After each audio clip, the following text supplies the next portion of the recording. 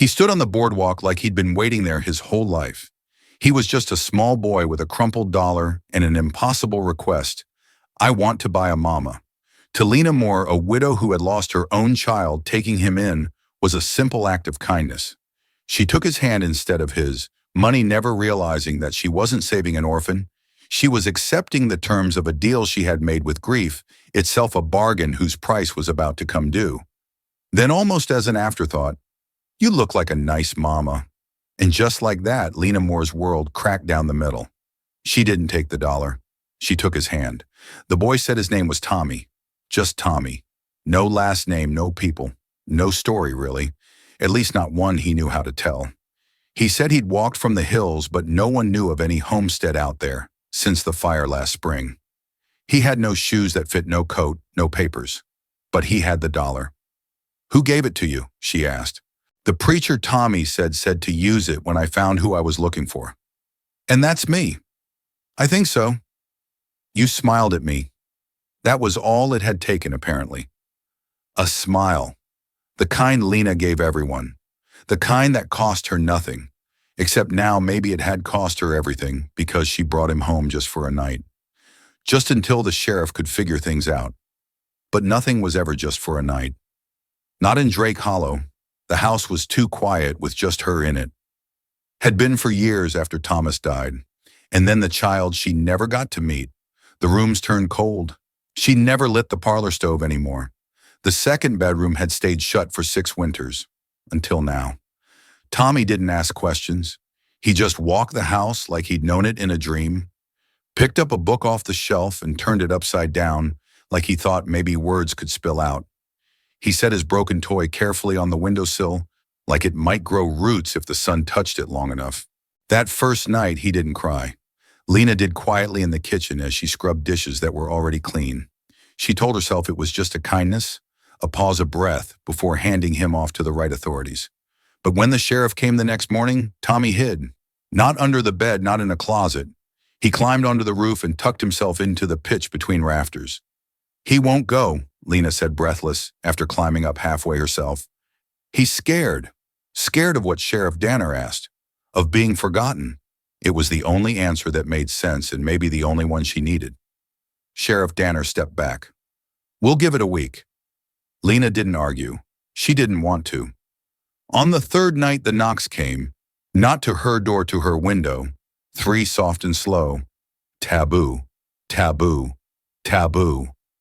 She rose with the lantern and opened the curtain. No one was there, just the broken toy on the sill, but now it had 2 wheels. The next morning, Tommy sat at the kitchen table, hands clasped around a cup of warm milk. "You sleep all right?" she asked. He nodded. "Better when there's someone close." Lena smiled, wiping flour from her hands. "Well, I'm not going far." Tommy tilted his head. "You hear the tapping?" Her heart paused. "You did?" He nodded again. "She's making sure." "Who is Tommy?" Looked down at the table. Didn't answer. By the end of the week, Lena had bought him new boots. The preacher came by to ask questions, but he didn't press when he saw the way Tommy leaned into her side. And when Sheriff Danner returned with a telegram from a town 2 valleys over one that had a school for boys with no kin, Lena didn't even read it. "I'm keeping him," she said. The sheriff didn't argue, just warned her gently. "Kids that come out of nowhere sometimes carry things with them." "So do adults," Lena said. Differences were better at hiding it. Then came the mirror. It shattered on its own. She'd alleged for years. A gift from her husband once. She passed it every morning without thinking. Then one day it wasn't glass anymore. It was water. She swore she saw a face in it. Not hers, not Tommy's. Someone older, someone hungry. And when she looked away, it shattered with a sound like breath drawn in reverse. Tommy didn't flinch when it happened. He just said quietly, "She knows I chose you." That night he crawled into her bed, said he had a nightmare. She let him. He curled up beside her like he'd always belonged there. "Tommy," she whispered, "what happened to your real mama?" He was quiet a long time. Then he whispered something that chilled her more than the broken mirror. She got bought by someone else, but by morning there were footprints in the hallway, wet ones. But they didn't come from Tommy. He was still asleep, dry and warm. Lena followed the prints down the steps across the parlor to the front door, then back up again. Not out, not a way back in, as if someone else had come in during the night and stood by Tommy's bed. Lena didn't sleep the next night. She sat in the rocking chair outside Tommy's door, wrapped in her late husband's wool coat, a lantern burning low beside her. The hallway creaked, the window groaned. The wind ran its fingers along the shingles like someone knocking to be let in. But no footprints this time, just silence. And Tommy slept straight through. By morning, the boy yawned, stretched, and padded out to the kitchen barefoot like nothing was wrong. Lena studied him. He looked healthier already, his cheeks fuller. The shadows under his eyes faded. He even laughed, a short, crooked sound that hadn't come out of him until that morning when he'd seen a squirrel tumble off the fence trying to chase a bird. It was that laugh, the innocent kind, that made her hesitate to ask about the night visitors again. But she did. "Do you remember who she was? The woman who had you before me?" Tommy's face fell just slightly. "I remember her hands." "What about them? They were wrapped up in bandages." He nodded slowly. "She never bled, but she always rapped. EMM said it kept the voices in." Lena blinked. Voices. She said they'd come out if the skin broke. Who told her that Tommy's voice went smaller? The man who bought her, and Lena's stomach dropped. The sheriff came again that afternoon, but not alone. He brought a man and woman strangers with long coats and tight smiles. They said they were from some sort of charitable home east of the county lines, a place called New Providence. Their buggy was too clean, their horses too quiet, and their eyes never once landed on Tommy like he was a child, only like he was a case. "You must be Miss Moore," the woman said, smiling too brightly. "We've heard such wonderful things about your compassion." Lena folded her arms. "I bet you have. We'd love to speak to the boy. Just a few questions, of course. Nothing intrusive. He's not some criminal under investigation." "Of course not. Just a lost little soul in need of structure." Lena turned to Sheriff Danner. "You bringing them here means what exactly means the judge will want their input. He's due in town next week. And what if Tommy doesn't want to go with them? Won't matter. Not legally." Lena's jaw tightened. "Then it's a good thing the law ain't raised him these past days." "I have Miss Moore. If you think I'm handing that child over to someone who doesn't even kneel to speak to him, you can tie my hands and drag me." The sheriff didn't argue. He just tipped his hat. "I had to bring M, but I didn't say I'd recommend it." And with that, he turned and left. The couple lingered, but not long. Tommy stood in the doorway behind Lena, silent and watchful. The man from New Providence noticed him last. His smile faltered for just a second. Then he nodded toward the child.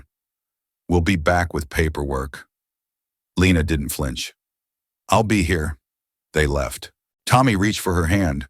"They smell like vinegar and something that burns." She nodded. "They smelled wrong to me, too." That night she locked every door, bolted every window, lit 2 lanterns, and kept the poker from the fireplace beside her bed. But still she dreamed. In her dream, she was standing in a room that didn't belong to her. White walls, no windows, just a row of beds each, with a child, each wrapped in thin gray blankets, each muzzled. Their faces were covered in cloth. Only their eyes showed wide, hollow, begging. Lena moved to pull one blanket back, and a voice behind her said, "If you take it off, it'll come for you too."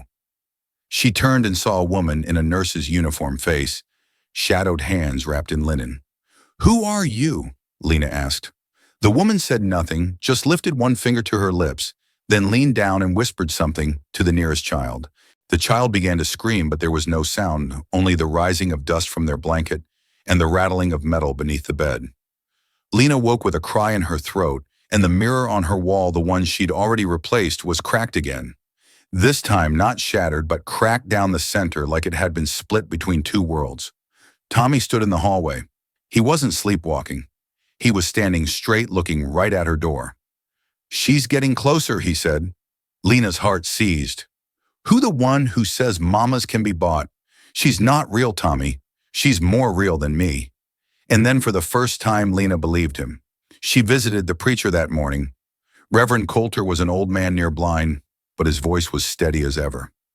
"I remember that boy," he said after she described Tommy's arrival.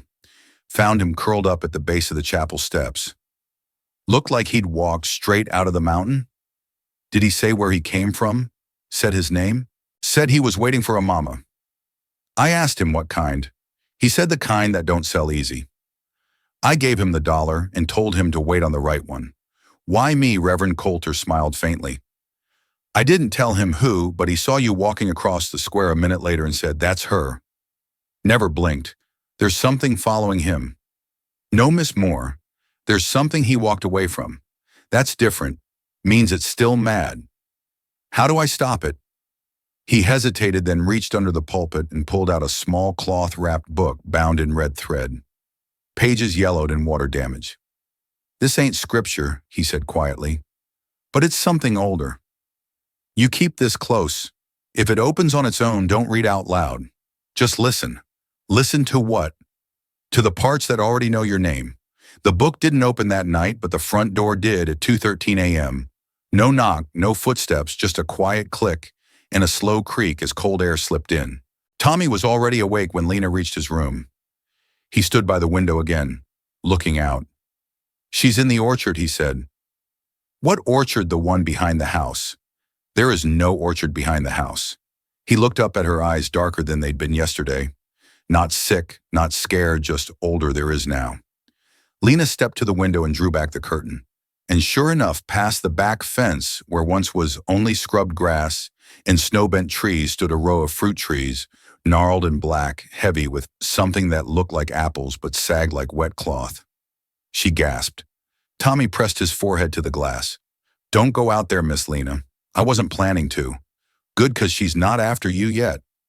Yet Tommy nodded, then turned and walked back to bed, like the conversation had never happened. By sunrise, the orchard was gone. Lena stood on the back porch, her boots in morning frost, her shawl pulled tight around her shoulders, and stared at the empty space behind the house. It was all grass again, bent from snow yellowing, from cold but flat and ordinary. No trees, no fruit, no blackened branches, but the prints were still there. Not boot tracks, bare feet. 12 pairs, maybe more, pacing around where the trunks should have been. Small, narrow prints with deep-set heels, like the kind children might leave if they'd been standing still too long. She didn't call the sheriff. She didn't speak to Tommy about it either. Instead, she went inside, locked the back door, and took the preacher's strange book down from the shelf where she'd hidden it behind her cookbooks. The red thread binding it was warm in her hand. It trembled slightly when she opened the first page, but the pages were blank, every one of them, until she flipped back to the beginning and saw a name scrolled faintly across the inner cover in ink the color of ash. Moore. Her breath caught. She hadn't written it, and Tommy couldn't write. At least not like that. She touched the name, and the ink smeared not wet, but as if it had been written in soot. And beneath the name, another line appeared slowly, letter by letter, like it was bleeding through the paper. The fruit hangs heavy in places forgotten. Do not eat what weeps. She slammed the book shut. But that afternoon, Tommy didn't speak. Not like usual. Not even during lunch, when he normally asked 36 questions. Why the sky was blue. Why potatoes had eyes. What thunder was made of. Today he just stared out the window, chewing slowly, his brow furrowed in a way too old for a child. You feeling all right? Lena asked gently. He shrugged. Do you want to tell me what's on your mind? Another shrug. She reached across the table and touched his hand. Tommy. He flinched, but only slightly. Then he looked at her. They found the other boys, he said. The ones that got away first. She didn't like that. Who's she? The orchard lady. Is she the one who was your? He shook his head. She was never anybody's. She just waits. When kids don't get picked, she picks them. Picked for what? Tommy didn't answer. He just looked at the broken toy still on the windowsill. The one that somehow fixed itself, except now it was gone again, replaced by a different toy, one Lena had never seen. A wooden top, hand-painted, the colors dull but precise. She picked it up slowly. Is this yours? Tommy called. That was Cal S. Who's Cal? He tried to run. From where? From the place before New Providence. She turned the top over in her hands. It was perfectly balanced. Real craftsmanship. Too fine to be a child's handmade thing. But when she spun it across the table, it spun silently. Not a sound, not even a whisper of friction. Tommy pushed back from the table and ran to the corner of the room, hands over his ears. Stop it! Lena grabbed the top mid-spin.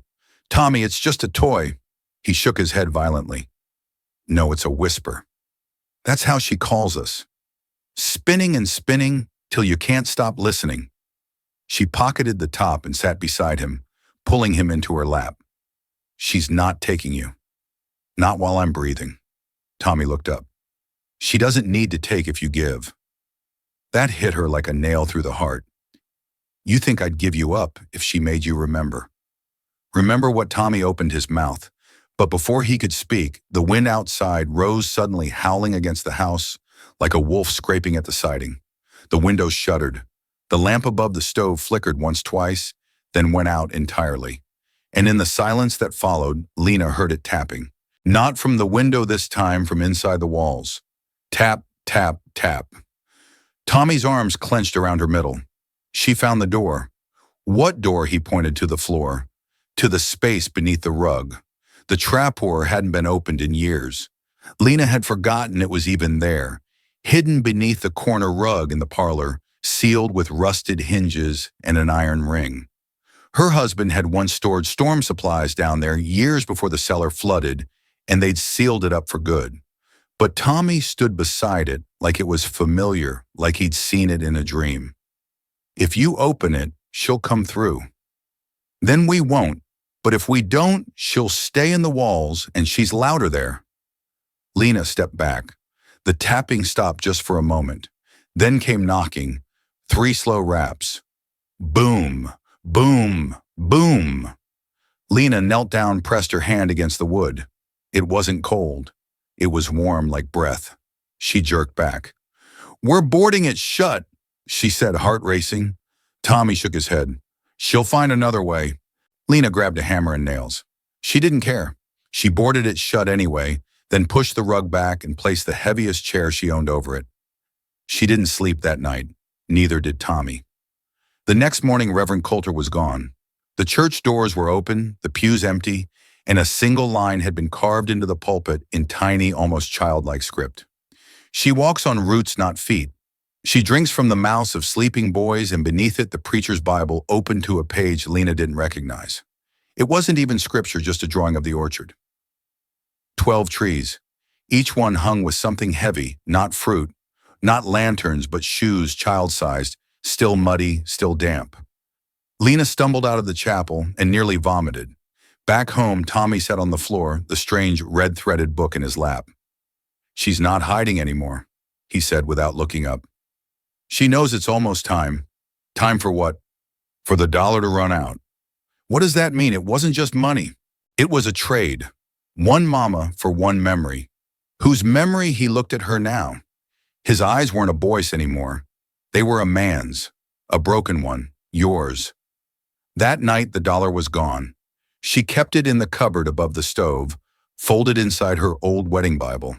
But when she opened it, gone, and in its place a lock of dark hair wrapped in twine. Tommy's hair was light. This wasn't his. It was Lena's. From before, from when she'd lost the baby. But how could something that never came to be leave behind something so real? She ran to Tommy's room. He was sitting up in bed, eyes open. Did you take the dollar? He shook his head. Did you give it back? I didn't have to. Why not? Tommy touched the center of his chest. 'Cause I never needed it. She just needed you to remember what you paid for. Lena's knees buckled. She sat on the floor, tears stinging her eyes. I didn't pay for anything. You did a long time ago when you lost the baby. When you said you'd give anything just to have a child call you mama. That was a prayer. Not all prayers go where you think. So what are you? Tommy stared down at his hands. I'm the part of your promise she liked best, the part that meant it. Then why is she trying to take you?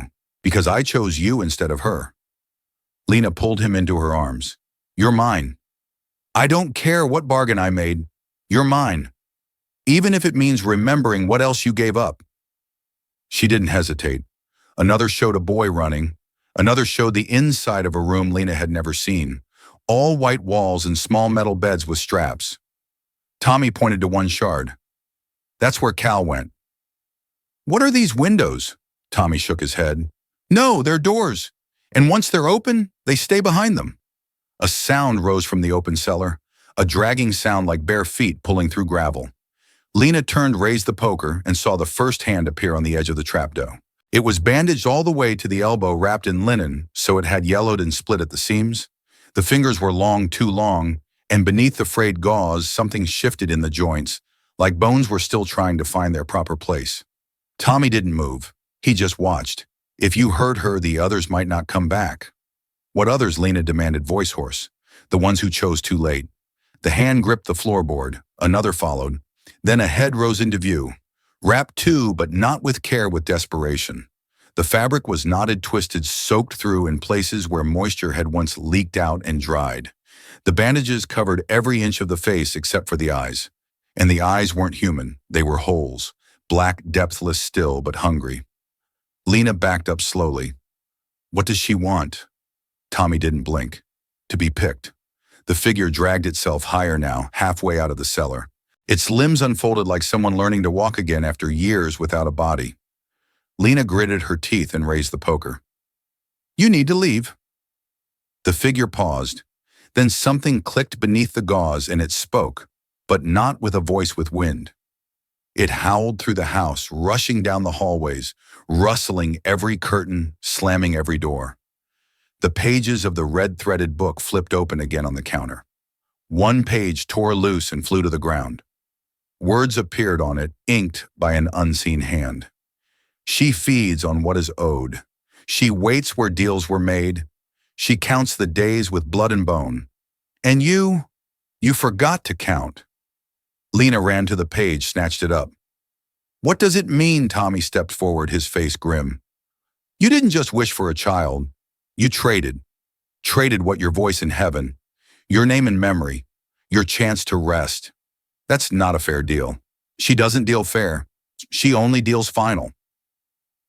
The woman, the orchard lady, reached the floor. Now she rose slowly to her feet, head still bowed, bandaged face staring at the ground. She lifted one arm and pointed directly at Tommy. Lena stepped in front of him. No. The woman tilted her head. Wind tore through the house again, and every mirror, every shard, every glass rattled in place. Some cracked, some fogged. All reflected Lena, but not as she was. In each one she saw herself holding a different child. Each child had no face, only wrapped heads, limbs heavy like they were sleeping. Each reflection showed her rocking them, feeding them, telling them stories, and then setting them down beneath orchard trees and walking away. These are lies, Lena whispered. Tommy stared at one reflection longer than the others. No, these are memories. Lena's knees buckled. I don't remember this. I don't remember this because you traded them away. The woman began to walk forward now, slow, measured. She didn't limp. She didn't stagger. She glided. And with every step, the lights in the house dimmed. Lena ran, dragged Tommy down the hall, and threw open the front door. But the orchard was back right there on her porch. Rows and rows of blackened trees, fruit hanging low, the same shapes, the same hush.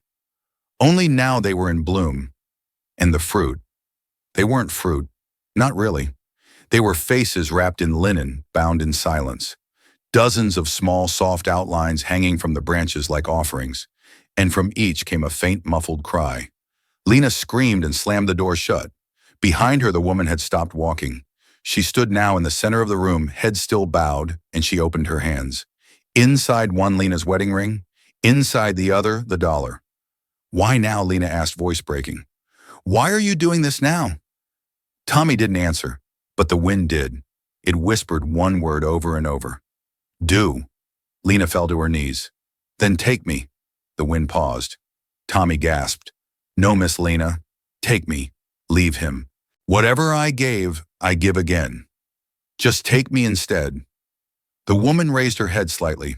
The gauze covering her face began to fray, peel, fall away. And beneath it was Lena's face. Older, worn eyes, hollow lips, bloodless, but unmistakably hers. Tommy grabbed Lena's hand. Don't look. Why? Because she isn't just you. She's the you that stayed in the deal, the one that didn't pick me. Lena couldn't look away, and in her mind something broke open. A memory of a cold hospital room, a nurse wrapping her arms, a voice whispering in her ear. He's gone. I'm sorry. And then the orchard, an empty field, a voice offering comfort, a hand holding hers, a choice. Would you like another chance, dear? It won't come cheap, but it'll feel like love. She had nodded. Just once, and then forgetting the years that followed the loneliness. The call from the sheriff, the boy in the square, the dollar, all of it given to her for a price. Lena stood steady now and stared at the woman with her face. You want me back? The orchard lady didn't speak, just held out the ring. And the dollar. Tommy stepped between them. If she takes you, I go too. No, baby. You made the trade, but I made a promise. Lena's hands shook. She reached for the ring, paused, then turned to Tommy. I'm not trading again. Not now, not ever. She turned to the woman and shouted, Take it all back. I'd rather remember the pain than forget the price. And the house exploded with wind. The walls shook. The windows shattered outward. The trees vanished in a blast of dust and ash. The woman screamed a sound that rattled the boards and burst into a cloud of petals and gauze, spinning upward into the chimney like smoke. Then silence. Utter silence. Tommy clung to Lena. She wept into his hair, and when she looked up, the trappo was gone. No rug, no floorboards, just smooth wood. The mirrors were intact. The top on the table was missing, and the house smelled of pine and earth again, but the red-threaded book still sat on the counter, and the page she'd read earlier had one new line. You remembered, that's enough for now. The days after the wind settled were quiet, not peaceful quiet like a hush after something sacred had been unearthed, the kind of quiet that isn't a gift but a warning. Even the crows stopped cawing. Even the clock on the mantel ticked softer, as if the house was learning how to breathe again. Lena cleaned in silence. She moved through the house like someone remembering how to live, gathering glass from the shattered windows, patching what she could with boards, wrapping the rest in thick cloth. She swept ash from the corners. She scrubbed the floors until her knuckles bled. But she didn't throw the book away.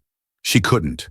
The red-threaded thing still sat on the table each morning, no matter where she hid it the night before.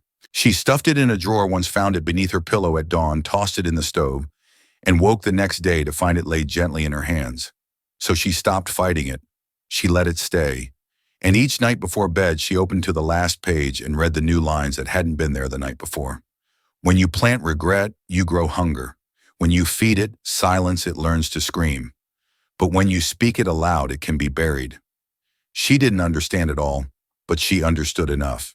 Still, it wasn't the book that haunted her now. It was the orchard. Or what had been there, because though the trees were gone, the shape of them remained in her memory.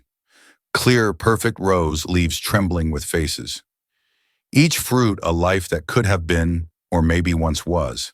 And she hadn't imagined them, because every morning she found something new. Another toy carved from wood placed gently on the porch steps. No tracks, no footprints, just the toys. A spinning top, a train missing one wheel, a doll with button eyes, a flute that made no sound. She collected them in a basket. By the end of the week, the basket overflowed. She's not done, Tommy said one evening, watching her from the doorway. She's gone, Lena replied. We broke the deal. He shook his head. She's never gone. Not when others still owe. You said I remembered that was enough. Enough to close the door, not enough to lock it. Lena swallowed. Her hands trembled as she folded a small paper crane that had appeared on her windowsill. Then what do I do now? Tommy walked to the fireplace, pulled the book from the table, set it in her lap. His voice was calm, but his eyes burned. You read what you buried. I don't remember burying anything. That's the problem. She didn't want to open the book again. She'd hoped it was over. That remembering was enough. That the orchard, the woman with her face, the price she had paid it, had all been swept away. But hope was fragile and the book it waited. So she opened it. And this time the pages weren't blank. They were full. Sketches, words, names, dates, and faces.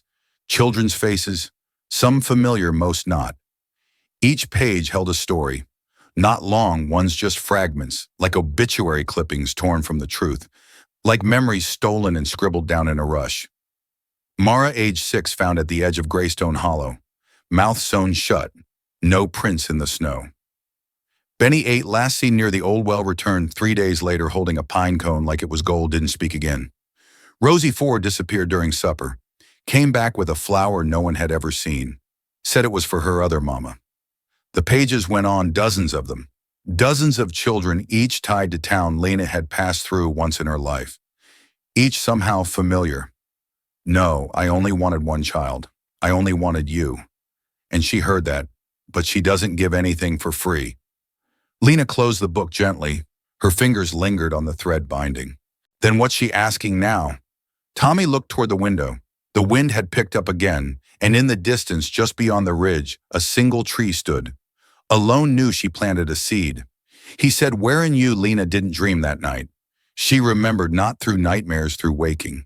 She sat upright in bed, sweat slick on her skin, heart pounding, not from fear, but from clarity. Because the orchard woman wasn't a stranger. She was a version not just of Lena, but of every woman who had ever begged for a child or mourned one, or sat at the edge of a crib wondering what went wrong. She was grief made patient. She was love twisted by loss. And when Lena had whispered into the dark of her hospital room after her baby had passed, she hadn't just mourned. She had offered. I'd give anything, Lord. I'd give it all. Just don't let me be alone forever. And something had listened, but not God. Something else. Something that waited beneath roots and loam. Something that heard what heaven would not answer. That was the seed. That was the orchard. At dawn, Lena took the book and the basket of toys and walked to the ridge. Tommy tried to follow. No, she said gently. This part's mine. The hill was higher than she remembered, the wind colder, the trees nearby, bent as if trying to lean away from what waited at the top. And there it was, the new tree alone. Fresh bark, no leaves yet, no branches, just a single trunk gray as ash. She set the book at its base, then the toys one by one, and finally her ring. She placed it in the crook of a root just starting to curl from the dirt. The wind picked up, not a howl, not a shriek, just a sigh. And the tree shuddered. Its bark rippled like flesh, and from its side a small bloom opened. A flower, the same flower from Rosie's story. 5 petals, white tipped in red. She didn't pluck it. She didn't touch it. She just whispered, I remember. And the flower folded back into the tree. When Lena returned home, Tommy was on the porch with the red threaded book in his lap. Did it work? He asked. I think so. Is she gone? I don't know. Are you scared? Lena sat beside him and looked out at the hills. The ridge stood quiet, but the wind was still restless. A little, she admitted. Me too, he said. Then he handed her the book. It was warm again, but the thread was coming loose. One end frayed, the binding pulling apart like it had finally finished its story. When she opened it, only one sentence remained. The boy was never a debt. He was the answer. Lena wept. Not from fear, not from regret, but from something deeper, something like peace. The next few weeks passed gently. Tommy laughed again. Not all the time, but sometimes. He played with the toys in the basket, never asking where they came from. The house stayed quiet. No more whispers, no more bandaged figures. The mirrors stayed whole, and the tree on the ridge. It bloomed not with faces, not with fruit, but with flowers, white ones. Every morning Lena picked one and placed it in a jar by the window. A reminder, she told Tommy, of what that sometimes the only way to break a curse is to tell the truth. But peace doesn't last forever. Not here. Because one night as the wind died down and Lena folded laundry near the fire, Tommy walked in holding something in both hands. It was on the porch, he said. She turned and her breath caught. It was $1. Crisp, unmarked, folded once. No note, no explanation, just $1. Tommy held it out. Does this mean someone else is asking? Lena took it slowly, and in the moment her fingers touched the paper. The house went still again, utterly still. No wind, no sound, no clock ticking, just a hush like a seed had been planted somewhere new. Lena didn't sleep that night. She sat in the kitchen with the $1 resting in the center of the table, lit only by the soft glow of the oil lamp. The house was silent again, that kind of silence that didn't feel like rest but watching. Tommy had long since gone to bed, though he hadn't spoken much after handing it to her. He just stared a little too long at the porch as she closed the door and locked it behind them. She didn't want to touch it again. Didn't want to look at it even.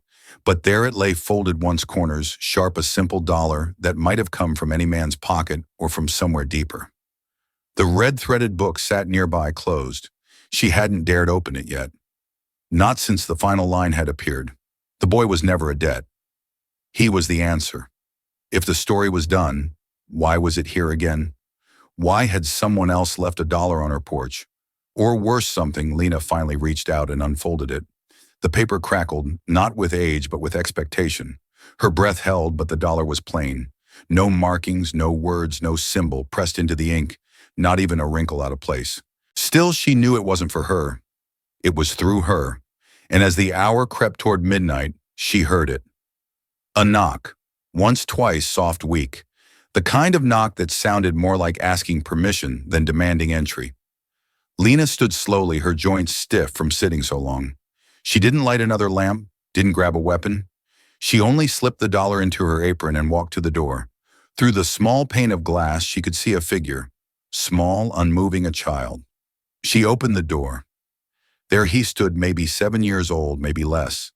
Face smudged with dirt, clothes torn not from wear but from travel, and his eyes brown wide and filled with a kind of hollow hope. He held out a note, just one line printed carefully in crayon. She said, "You're the one who can give me a mama." Lena's throat clenched. Behind him, the night was too still. The air had that same wrong cold, the kind that wasn't winter but something colder. She knelt in the doorway. "What's your name, baby?" He looked down at his shoes, then whispered, "Joseph, how long you've been walking, Joseph." He shrugged. "Since the red thread tugged." Her eyes flicked to the dollar. Not paper thread. Invisible, maybe, but felt. She stepped aside. "Come in, it's warm here." Joseph didn't move. She said, "I couldn't unless I was picked." Lena swallowed hard, then held out her hand. "I pick you." And with those 3 words, the thread snapped. Or so she thought. Joseph stepped inside, and the wind slammed the door shut behind him. Tommy woke to the sound of humming. Low, gentle, not Lena's voice. He crept from his room to the edge of the hallway and peeked into the kitchen. Joseph sat at the table, sipping hot tea from Lena's favorite cup. His feet didn't reach the floor. His hands shook as he held the mug, but his face looked calmer than any boy his age had a right to be. Lena sat across from him, the red-threaded book open again, pages flipping gently in a breeze that wasn't blowing. Tommy walked in. "Where did he come from?" Lena looked up. "The same place you did." Joseph didn't flinch. He looked at Tommy, then said, "I'm not supposed to stay. I'm just supposed to deliver something." Tommy froze. "What?" Joseph pulled a second note from his coat. This one was older, torn at the edges, written in faded ink, not crayon. He handed it to Lena. Her hands trembled as she unfolded it. One sentence. "You remembered your part, but others have forgotten theirs." Beneath that, a name, Margaret Trenwith. Lena's heart stopped. She knew that name. Years ago, before her baby, before the hospital, before the orchard dreams, there was a neighbor, older woman, kind smile, no children, but always baking pies and slipping coins into church baskets. They'd grown close, talked over fences, shared jars of jam, and secrets too bitter to tell husbands. In one autumn night, Margaret had cried on her porch. "I asked once too," she whispered. "I begged." He didn't answer, but something else did. Lena never pressed. She chalked it up to grief, to loneliness. But now Joseph slid off the chair. She forgot her part. "I'm supposed to remind her." "She's still alive?" Lena asked. "Not exactly," he said. He pointed to the book. It had flipped to a new page. A map, crude, sketched in ink like veins. A trail leading into the woods past the old sawmill. A red X marked a small clearing. Tommy leaned in. "That's near the hollow." Lena nodded slowly. "Where the orchard used to be," Joseph corrected her. "Where it's growing again." They set out just after dawn. Joseph led. The boy didn't ask questions, didn't tire. He moved like someone who'd walked this path many times before, though his face still held that childlike fragility. He hummed when the wind picked up. He paused only once when they passed a creek bed filled with frost. He pointed to the water. "This is where Benny was found." Lena stared down at the frozen creek. There was no sign of anything living, but just beneath the surface, she thought she saw something move. A doll's eye. No, just a stone? Why not? Because the orchard doesn't grow from things given willingly. It feeds on what people hide. Lena closed the locket. The wind stirred and all around the hollow leaves began to grow from the dirt. No trees yet, but leaves. Like the roots were close to the surface, like the orchard was waiting. They didn't return home that night. Instead, they built a fire near the edge of the ridge far from the hollow, close to the first tree that still bloomed in white. Joseph curled beside it, hands folded over his chest like he was part of the roots. Tommy didn't speak for a long time. Then he asked, "If more people made trades, how many children are out there like me?" Lena didn't lie. Too many. And if they all forgot, what happens to the ones who remember? She touched his shoulder gently. They carry the stories until someone listens. He looked up at her. You think they will? Lena glanced at the book in her lap. The thread binding was almost gone now. Just a few loops left barely holding it together, and inside the pages had begun to curl. But the last one now held a new line. When one child remembers, the orchard weakens. When one mother tells the truth, the trees lose their teeth. She closed the book. I think they already are. But in her heart she knew one tree still stood. And if that thread on the book broke before she found the others like Joseph, the orchard would start to grow again. It always did, because there were always mothers mourning and always something in the dark that listened. The next morning Joseph was gone. Lena awoke just before sunrise, the fire down to its last embers, the wind slow and steady through the trees. Tommy still slept beside her, curled beneath the heavy quilt they'd carried from the house. But Joseph's spot by the flowered tree was empty. Not disturbed, just empty. No prints, no sign of struggle, just a folded piece of cloth left in his place. The same linen that had once wrapped Margaret's locket now creased and bound in a neat knot. Lena reached down and untied it. Inside, she found a final note written in that careful crayon again. Thank you for picking me. I remembered what I needed to say. She listened, and the tree bloomed below it, drawn in red. A single flower with 6 petals. She stared at it for a long time. 6 petals, not 5 like before. The orchard was changing. Maybe weakening. Maybe waking. She didn't know which. Tommy stirred beside her, rubbing sleep from his eyes. He's gone. Lena nodded. He left the note. Does that mean it's over? She didn't answer right away. Her eyes drifted to the flowered tree nearby, its white blossoms glowing faintly in the dawn light, unmoving even as the wind whispered around it. I think it means something finished, but something else is starting. Tommy frowned, not understanding. And in truth, neither did she, but she felt it deep in her ribs, in the hollow behind her heart. The way a storm hums before it ever touches land. She folded the note and tucked it inside the red threaded book, which had grown almost weightless in her hands. Now the binding had unraveled completely. The pages no longer flipped in the wind. They simply waited. So she carried it home. For 3 days the house was quiet again.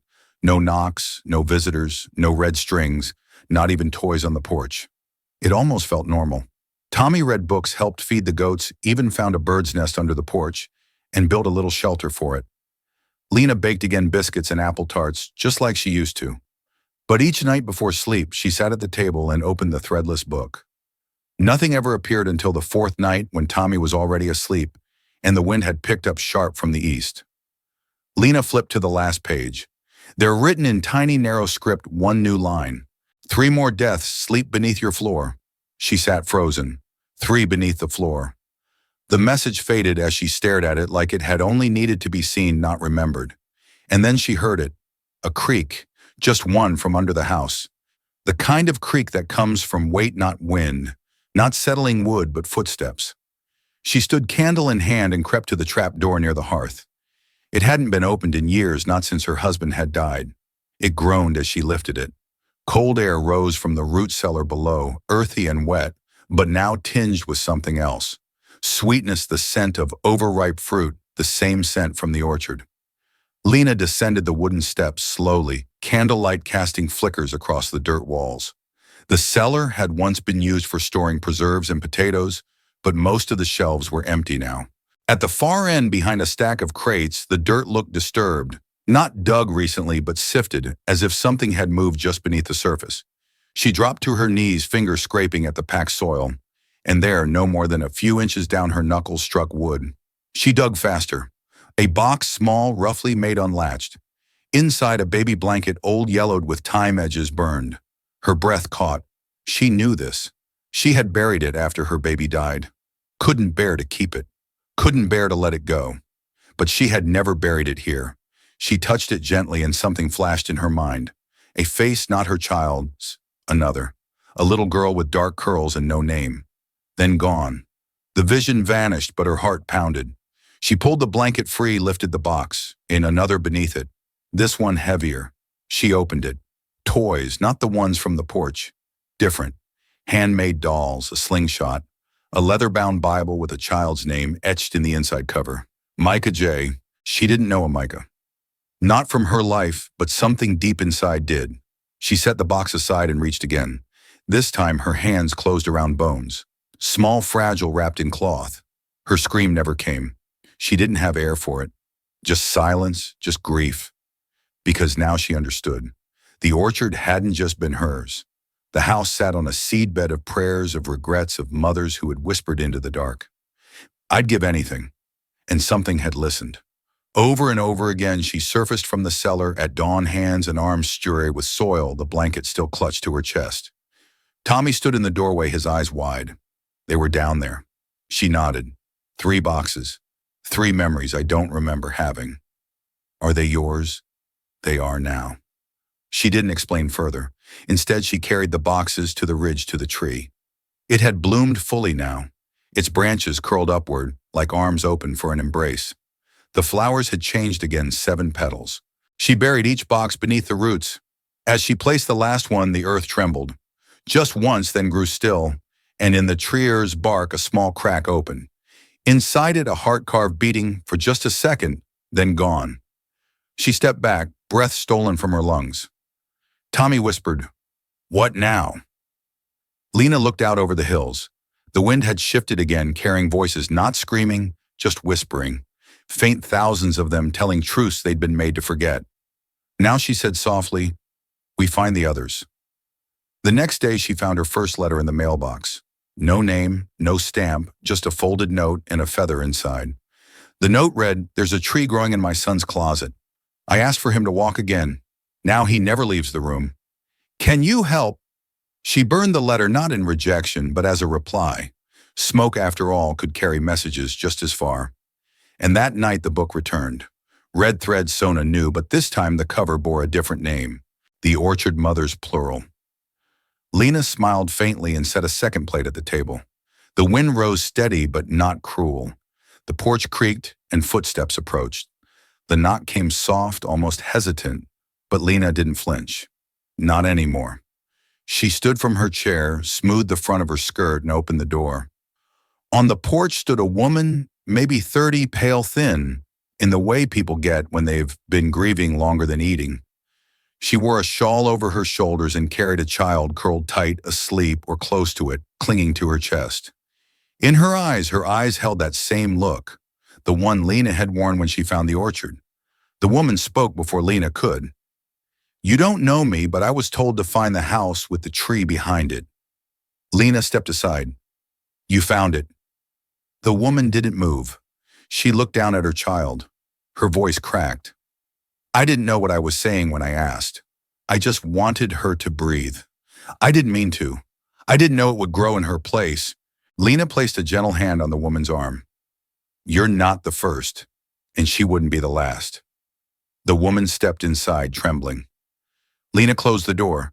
Tommy stood just inside the kitchen, barefoot and quiet, watching. The child stirred in the woman's arms, then opened her eyes wide, too wide, irises edged in gold. Lena saw it instantly. The orchard was already in her. Not just roots, but leaves, branches, blossoms. Something had grown inside this little girl, and now it fed off her breath.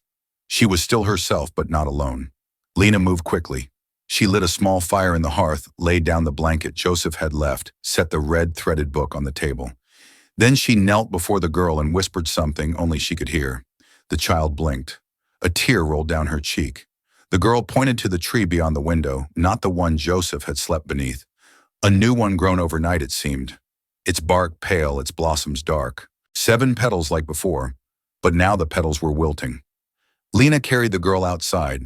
They stood beneath the tree. Wind curled around their ankles and Lena stared at its trunk. Another crack had formed. This one vertical, long as a man's arm. Inside darkness. She reached forward and the tree pulled her hand in. Not painfully, not cruelly, just hungry. She yanked it back, heart racing. The girl in her arms had fallen asleep again, peaceful now. But Lena knew. The orchard wasn't gone. It had just changed faces. No longer creeping through root and soil. Now it moved through memories, through mothers, through grief so loud it summoned voices in the dark. And Lena couldn't burn it away, not completely. But she could starve it by remembering, by speaking, by telling the stories. No one wanted to say Tommy, not because she was giving him up, but because she was claiming him on her own terms. No deals, no trades, just a promise that even if the orchard reached for him again, it would have to go through her. And she wasn't the only one anymore. A rustle came from behind her. Voices, dozens children, mothers, fathers, even a few she swore had been dead once, now alive again, not in flesh, but in memory. They gathered around the tree and one by one they began to hum. That old song, low clear, the orchard song turned inside out. Not a lullaby, not a plea, but a warning. We remember. We choose. We do not beg. We do not forget. The wind picked up. The blossoms fell, the bark cracked, and the orchard screamed silently loud enough for only those who'd made the trade to hear. And then it was still not gone, never gone, but no longer fed, no longer hungry, just sleeping, waiting. And Lena knew that someday someone else might whisper again in the dark into a cradle. I'd give anything, but if they did, she'd be listening. And this time she'd answer. Not with silence, but with a story and a choice.